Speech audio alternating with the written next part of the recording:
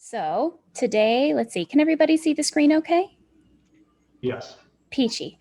Today we're going to talk about tips and tricks to elevate your Google business listing. I may as well give you guys a little bit of a bio about me myself before we get started, because otherwise, who is she?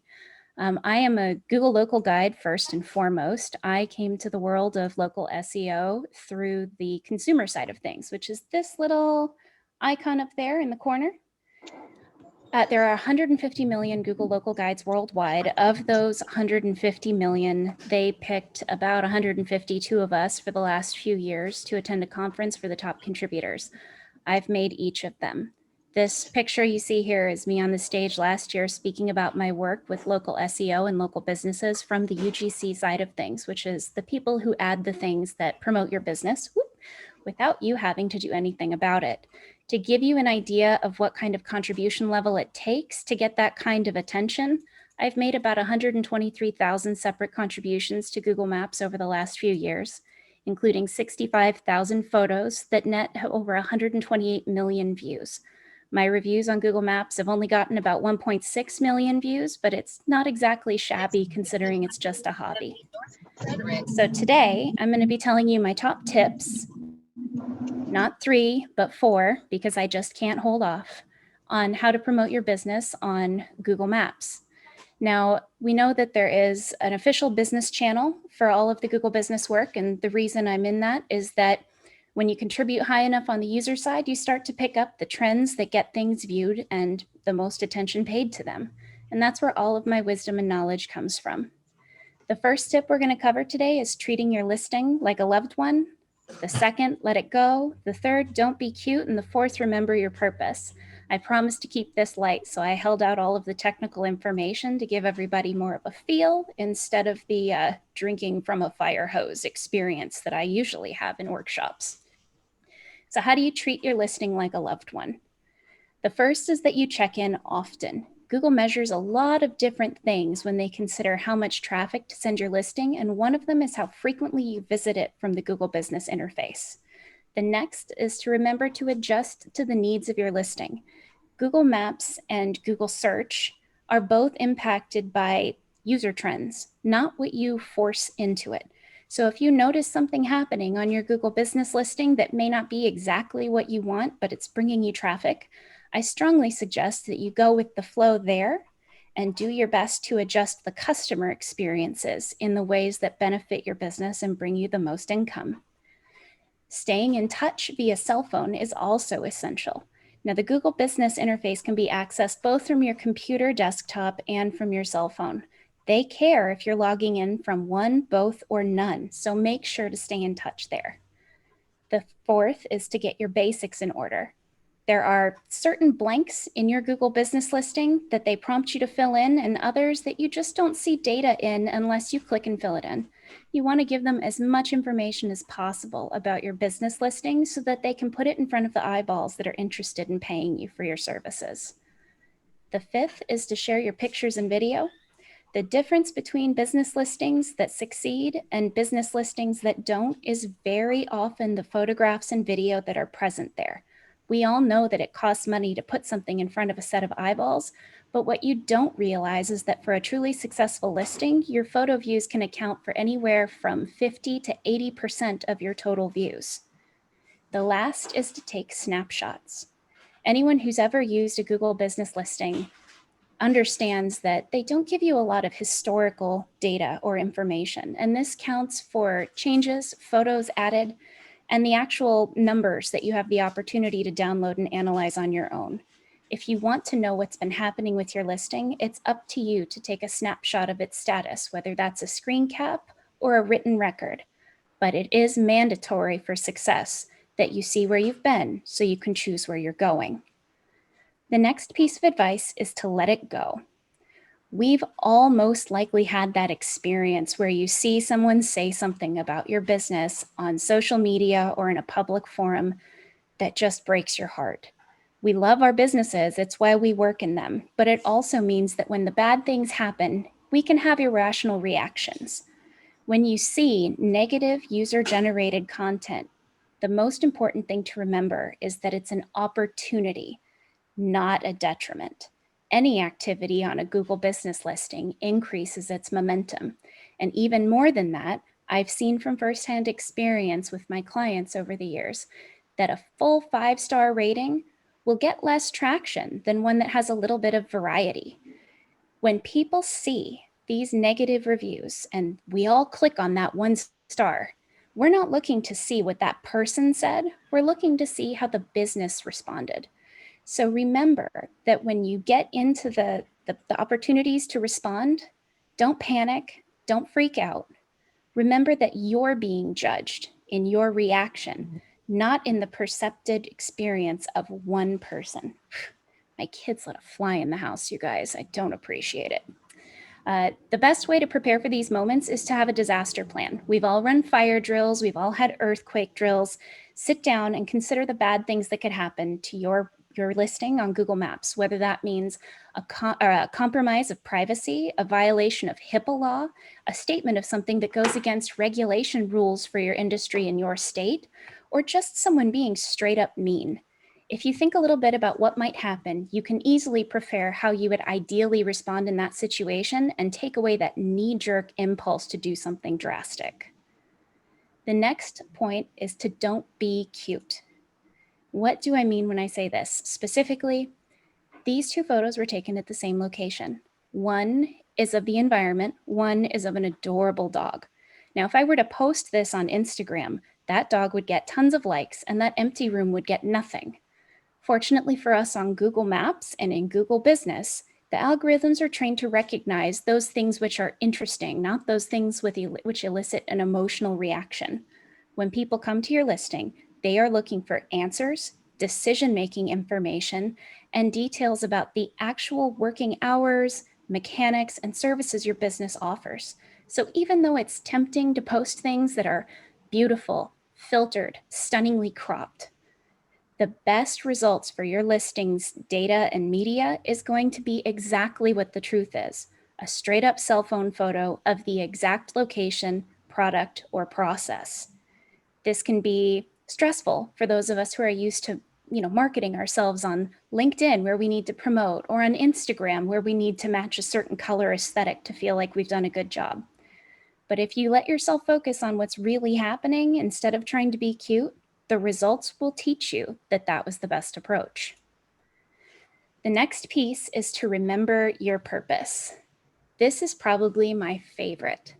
At the beginning of COVID, when everyone was letting go of their social media marketers, heading home and focusing on their time on other needs, a lot of businesses, especially small businesses, focused on where they got their catharsis. By this, I mean taking to Instagram and Facebook and saying, we're so sorry we're closed. Oh, this is so difficult. We're trying to stay open. We're doing mobile meal kits, where they could get likes and hearts and comments from their customers saying, we miss you, we want you to reopen. But that means that they left their Google business listing alone. For so many people, this less familiar interface provided less engagement and less catharsis. And so they lost the opportunity to actually convert customers to their business. And for those of us who are aware of this now, it means that the arena that used to be just full of noise is now very silent compared to a year ago today. If you're more interested in acquiring customers and the cash they can bring your business, then focus on making little numbers into big numbers where people find and decide about your business, instead of looking for hearts and likes and emotional concept questions on other social networks. Now that pretty much wraps up everything I had to say, but you guys are welcome to ask me anything you like. I'm more than happy to take questions live. Awesome. Well, thank you, Megan. I'll throw something out. Eric, did you? Go ahead, Kurt. With regards to Google Maps, Mm-hmm. Which seems to be your sort of focus, right? It's the ecosystem of products that contribute to Google Maps. It's about 8 different programs. Okay. Some businesses like mine, for instance, location or taking a photo of my office or things like that. I mean, I would want to have, I run a networking organization. So we have lots of great photos of people having a good time together, having a beer, playing golf together, lots of Zoom calls with lots of people and, pumping their fists and things like that. Are those the kinds of photos that would also work in an environment like this? Or is this more for businesses that are geographically suited and oriented, where it's a photo of a restaurant or, a plate of food or something? It works for any and all types of businesses. I have a few life coaches on my roster, a few who run consultation businesses from home. And when it comes to things like that, that maybe aren't as engaging as a physical product you would hold in your hand that you would typically take a photograph of, a picture of your desk at the beginning of the workday, a picture of your Zoom call, even just a selfie held up from back here, or of something where you're engaging with a client, whether you're meeting with them on the phone, meeting with them on Zoom, having a cup of coffee, can all be posted to your Google business listings in different areas that are appropriate for that use. And if you're looking for which area and what can be posted, you can actually look exactly to the categories that are suggested for your business or others on Google Maps to see what contribution patterns do well. And in all cases, if you're not putting that activity out there, even if it's not the best quality of activity, you're losing an opportunity. So activity and doing things like that even carries more weight than a review with 4 stars or 5 stars or people talking about how great you are. It's the activity and trying to paint a picture what it's like maybe to be associated with your business. To be associated with it, to experience it, or insight into the person who's administrating it. And yes, in my experience, a review can give you a little bit of a traffic boost for a few days, and it has a durable permanent value, meaning whichever the most recent ones are, that's what people see. They don't sundown or expire. But photographs are presented as recent or according to different categories. And photos that are added to your listing, especially user photos as opposed to business photos, provide a significantly higher and more sustained traffic increase to your listing compared to not. And when you contribute to your listing, you may think that you're not paying for advertising to get more traffic there. But if you're contributing routinely, you will grow your traffic based on the fact that you're contributing to your listing, and there are those out there who are not. I'm sorry, I don't want to dominate this, but can your clients, like, since I have so many fans who are members of Team Network, and they just, they love their groups, they love their peeps, so they go to their events like the golf outing, or they're having a one-on-one with somebody sharing a cup of coffee or something like that. And is it good, maybe even better, for them to go to my Google page? Or again, you could associate this with your business. I'm talking about mine. Yeah. But if your customers are posting photos and saying good things, and there's that activity, that seems to be a key here. And it's hard to do it all yourself, but if you have help from your customers doing it, I would think that would be really valuable. It's better not to be doing it all yourself. For many of the businesses that I've contributed to, I can tell you that user-generated content can and will generate more views overall for your business than your own contributed photos. So significantly, in fact, that when you look at a business listing on Google, it has 4 panels at the top that show images. One is the street view, which everyone should do, of the exterior of their building, unless you want to look like the street view car is all that ever cares. One is the map, one is your photo, and one is always a user-generated photo. However, the cover photo of your business, what shows up as the primary image when you're looking at it in the app, is more often than not a user-generated content piece, not what you did. The only place you can absolutely always guarantee your branding is visible is the profile photo available for your business under Google My Business, and it shows up as about this big on the listing. So user-generated content gives you more views for a longer period of time, is more heavily promoted, and will give your traffic or your listing a higher boost for a longer period of time compared to your own activity. So I have a question. Yes. What's the best way to appropriately, without sounding like, hey, everybody, can you make me look good on my listing? What's the best way to ask for reviews and things like that? Is there some kind of, I mean, I've asked on my pages before, would you give me a review? Would you do this? But honestly, I feel like, hey, can you come over here and pat me on the back? I have a hard time with it. There are a lot of different ways, but what's even more important than the ways you do ask is the way you should not be asking. You should never, ever, ever ask someone to leave you a 5-star review. It is specifically precluded by the rules of the program. And asking for a 5-star review can get your business penalized in ways that I don't want to cover, but you don't want it to happen. As far as how to ask for reviews, when you're logged into your Google Business listing, under the Information tab, you have the opportunity to select a short name. It has the little @ symbol in front of it. It gives you this nice, tidy little URL that is perfect for adding to the bottom of your business card, into an email signature, or posting onto your social media, which means you can include it on your business card and say, please let me know how I did. You can incorporate it into a customer feedback email or in the invoice at the end of service saying, please tell me how I did.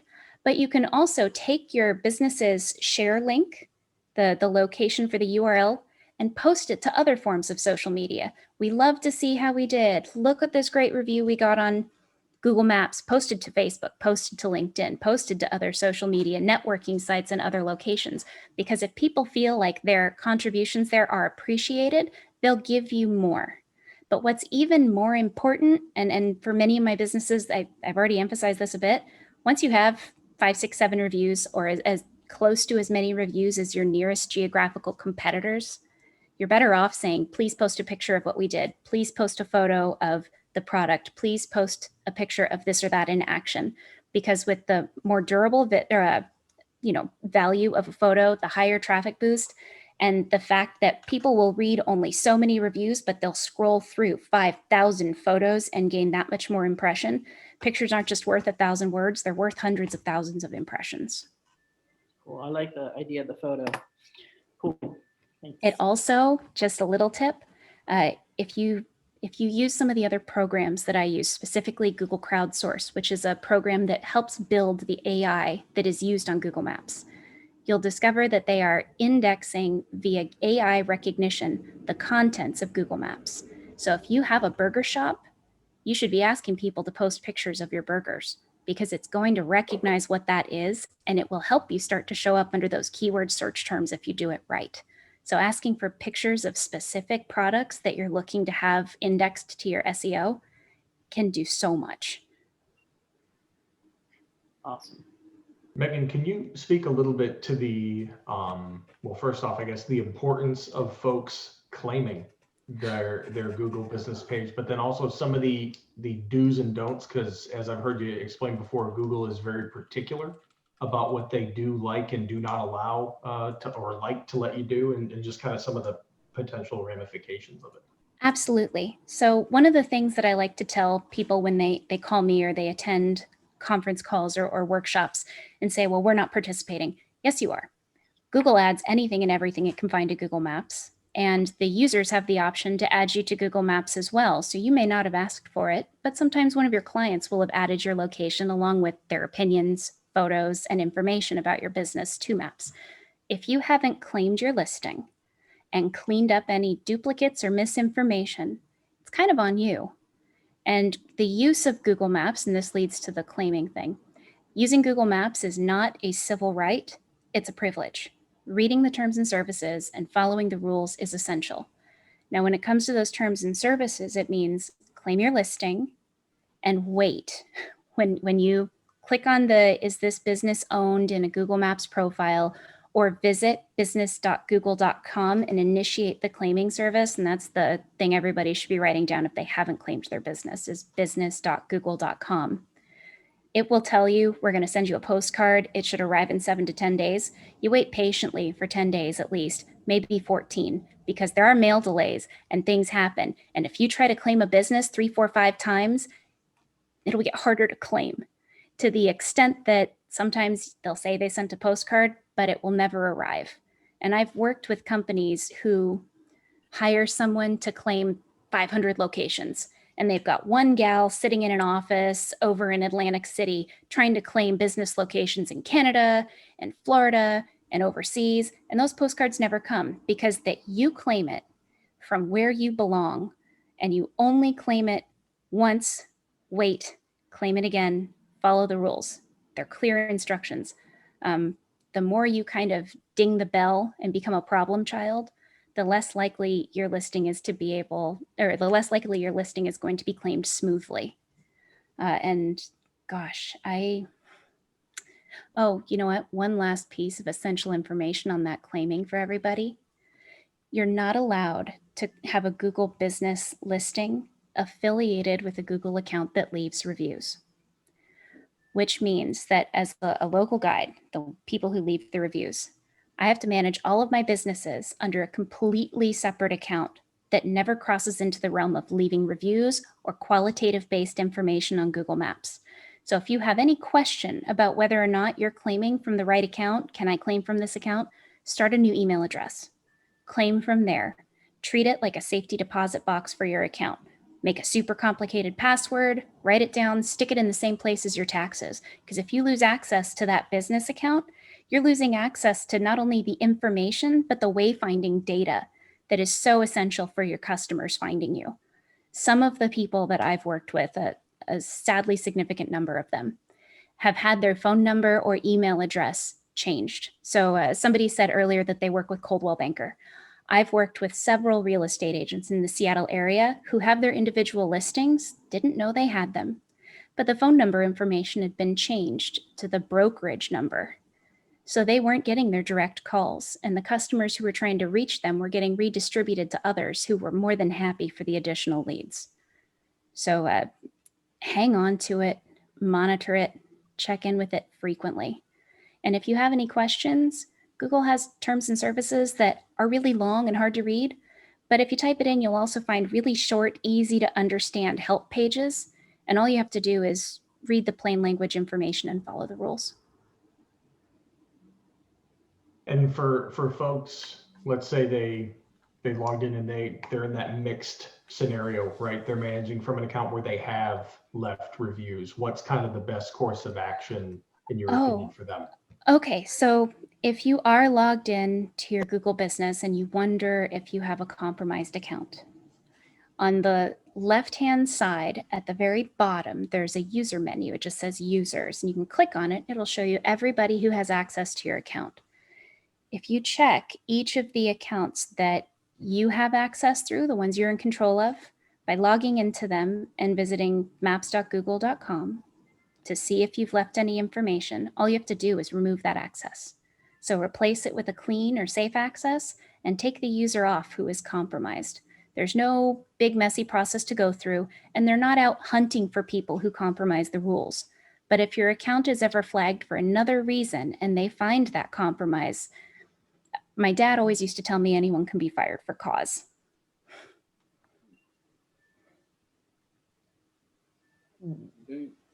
Anyone else?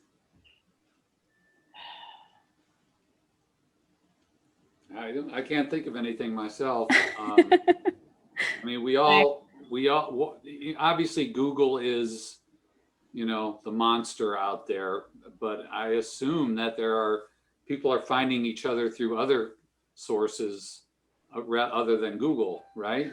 Oh, absolutely. So if your clientele is really, really, really high dollar, examples being a couple of industries is a flat rule, golf, specifically country clubs, not the public clubs, or high-end, club fittings. And also, some of the more high-end ladies aesthetic services, waxing, sugaring, Botox. Most of the people that come to those offices, as I found, are on Apple and are using Apple Maps. But for just about everybody else, there's, 80% of the web traffic goes through Google. So just check and see where your industry is using things. And it's as simple as asking your customers or your clients what kind of cell phone they use. If 80% of your customers come in with an iPhone, you might need to be optimizing for Apple Maps instead. And they've launched some really incredible programs, and they're working very hard on developing a competitive product where If you got in on the ground floor with that, maybe it could do you a lot of good. But I've only had one customer I've ever referred out from Google Business Services because most of their clients were on Apple. All right, so I'm back with another question because I just Googled my business and I see, because I think I tried to change my address. So now I see that I have one duplicate entry and one suspended entry. What do you remove? I'd have to take a look at the accounts and the account history. I clean things like that up all the time. What you most likely need to do is, it's like a 12-step process, but check to see which listing is the accurate one and request that they be merged, and then very likely have to be revalidated and change as little as possible inside that account. Meaning if it ever said under review for anything you edited, you're done for the day. And just be very careful.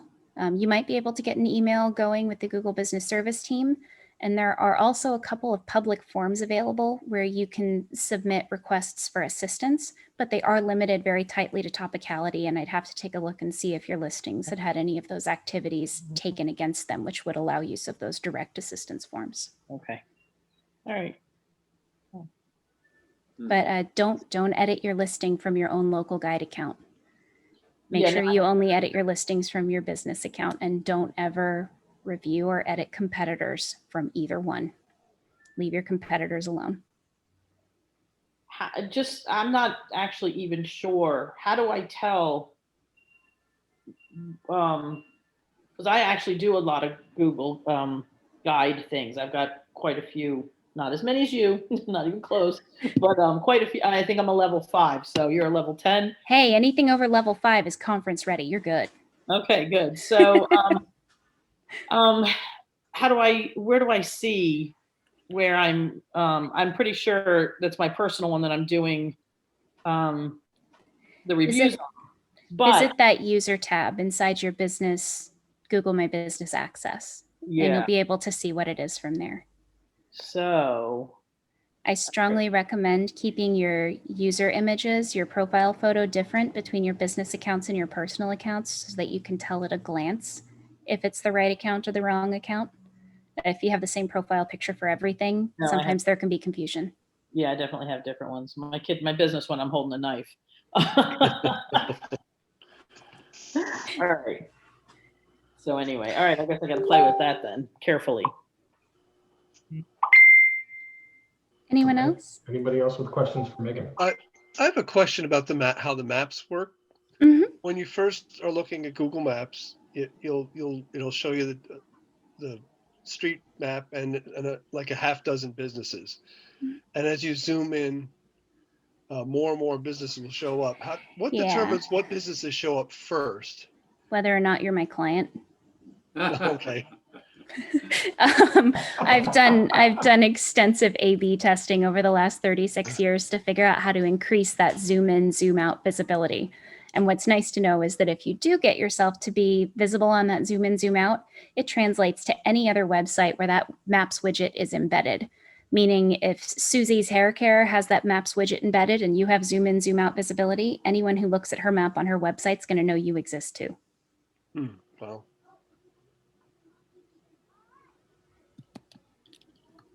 Well, once again, I certainly see the value in a retail business big time. I mean, find me the closest grocery store near me, or salon or pizza place or whatever. I'm curious on the value of focusing on this when the location of where you work really has no bearing on. How about I give you an example? I have a favorite story for this one. Okay, go ahead. I want to hear it.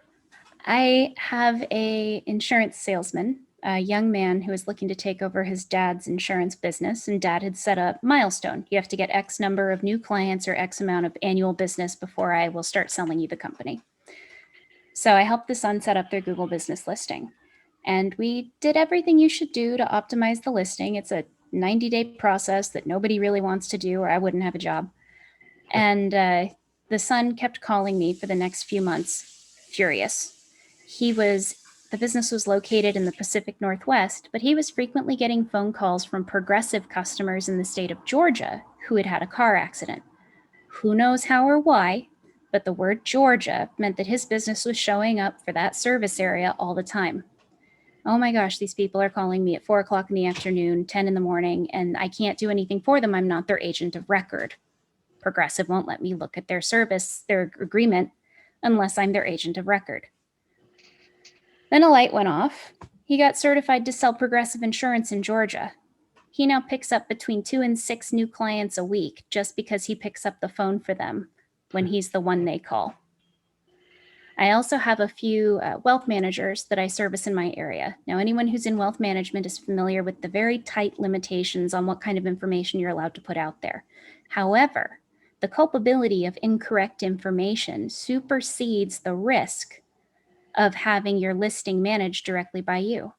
So I have several wealth managers who work with me, not because they want anything optimized in a clever way or shared with wide data sets, but because they want to make sure that the only wayfinding information out there for them on the digital white pages of Google is name, location, phone number, and address, and a link to their appropriate website.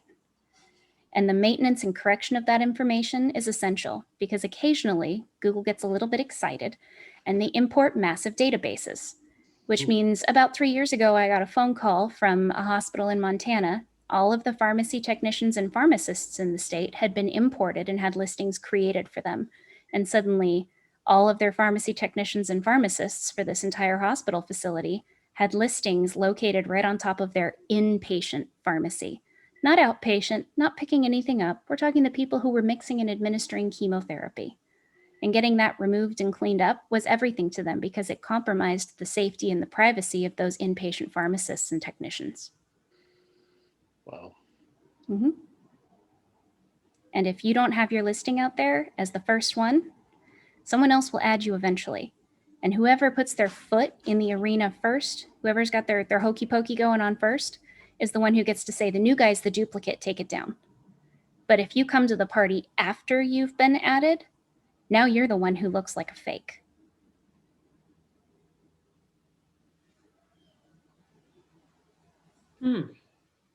Yeah, it's kind of a creepy liability. You might not be in the business here now, but you will be eventually because someone's going to put you there. Nadia, did you have something? Yeah, so I'm just curious because that it made me think. I do have an account, a Google account, and I have some great reviews from some customers, which I did ask for to put reviews, but honestly, I'm not that active utilizing Google potential because I'm just not knowing how. And I have some images, so I suppose, but still, I have most of my traffic I have through word of mouth, through a lot of Facebook Messenger. So being interior design and having a huge, I wouldn't say competitive. You do interior design? Yes. I have a few interior design clients. They've actually found their Google business listing to be a huge point of conversion, specifically because they can take photos of their projects in process and upload them directly without sharing any identifying information about their clients.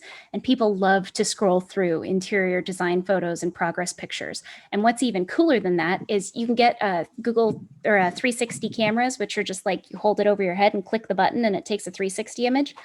I have a client who does that for her projects at every stage, and they get uploaded to your Google Street View as 360 pictures. People love those. She has people call her all the time who are like, oh, that thing in the corner of this one, the photo with the gold, that thing.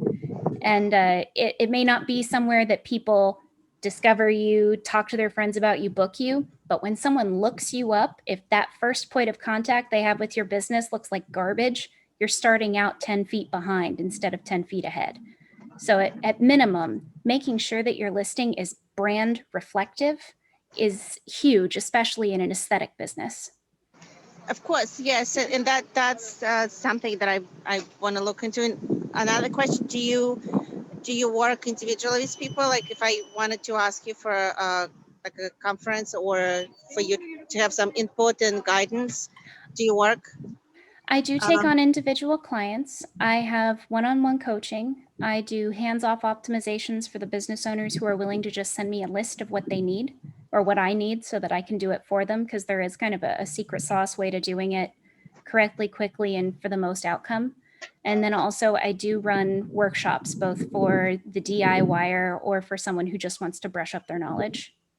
Yes, I definitely would like to get connected with you because I do want to use Google more efficiently, and especially, putting camera on my head, because there's more work in progress than the finished pictures. And that's what people don't understand, because the finished picture is not something that they will relate to necessarily, because it's somebody else's place, not what they want. Well, the good news when it comes to Google Business is that your behavior in the Google Business interface is a huge indicator of whether or not you show up for the keywords that lead to your listing. And that means using cell phone photos, which aren't edited. I've done testing between this beautiful edited photo and the raw unedited image, and the algorithm clearly prefers the one that is fully impregnated with all that data that you take when you first edit the phone. Then it's not so keen on the stuff that happens when you put it through Photoshop.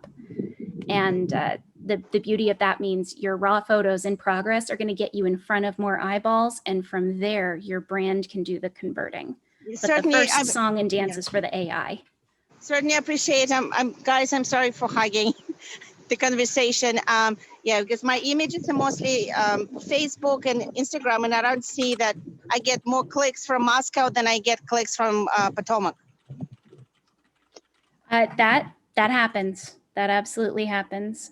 Thank you. So I will contact you. Thank you so much. Absolutely. If anyone wants to ask follow-up questions, you're welcome to email me. I just dropped it into the chat. Once we're done, I can answer any individual questions there so that no one feels like they're hogging out with specific industry questions. Thank you. Absolutely. Does anyone else have any questions? I think there's one. I don't know, but I just took a selfie of myself watching you on. Post it. I'll actually, do you mind if I take one? Please do so. These do really well. Nobody blink. Oh, no one's gonna see. I'll show you. So if you take a picture like this, then no one can really see your clients too well, but you're clearly there. And fortunately or unfortunately, I recommend that my clients not review me on Google Maps. So as much as I would appreciate it, unless you are done being my client, don't review me. It's for everyone's best interest to not review, because there is such a thing as nasty competition, and protecting my client list is part of what I do. Excellent. Thank you.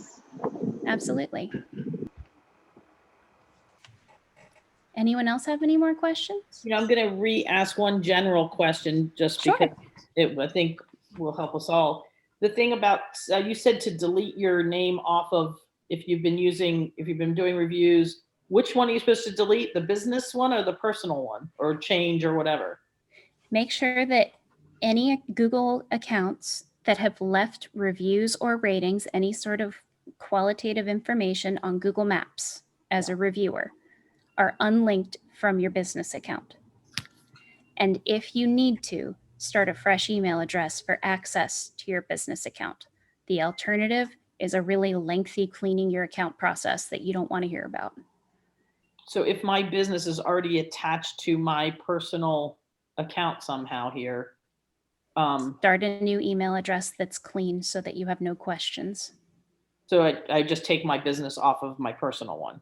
Yep, but make sure you replace it with a different account first, or you're abandoning it and you're going to be hands off and re-verifying. Okay, so when I have a business an email already, and I have some stuff on it, but it seems like my other stuff is on. It seems like it's in two places. So you're welcome to email me, and I can take a quick glance and straighten it out for you. I've helped a bunch of people with it before, and it's actually that link can be a problem. It's buried in the terms of service, and it's not something that a lot of people are aware of. But I always prefer to err on the side of best practice than living in the gray zone. Right. All right, cool. And you may have answered this already earlier and I missed it, but have you mentioned how you can check to see if you have a Google business listing? What's the best way to find out that answer? You can either visit business.google.com and search through their prompts there. But I actually recommend that people search their name, their geography, and their business name kind of in a random collection. So if you have your name, your business name, and your city, I recommend you pair one with each and just run a search through the regular Google Maps interface, through Google Search or through the Google Maps interface, just to make sure nothing comes up. One of the first things I do with most of my clients is perform an extensive keyword search audit, because almost everybody has a duplicate listing somewhere that they're not aware of. And very frequently, businesses have somebody who can't find their business, and someone will create a second or a third one just out of nowhere, thinking they're doing you an active service, and keeping that stuff cleaned up prevents your traffic from being diversified into dead ends. So just search, search, search. Either go through the business.google.com interface or spend 20 minutes and one glass of white wine searching for yourself on Google in every way possible, like you're your own ex-boyfriend. Very good. Okay. All right. Anybody else want to close it out with a question? But probably should get back to a little bit of networking before 5 o'clock. Anybody else have anything for Megan? I think she did a fantastic job, don't you think? Yeah, awesome job, Megan. Thank you. That was a lot of awesome information. Thank you. Thanks, you guys. That was really Feel free awesome. to email me if you have any questions, okay? And everybody.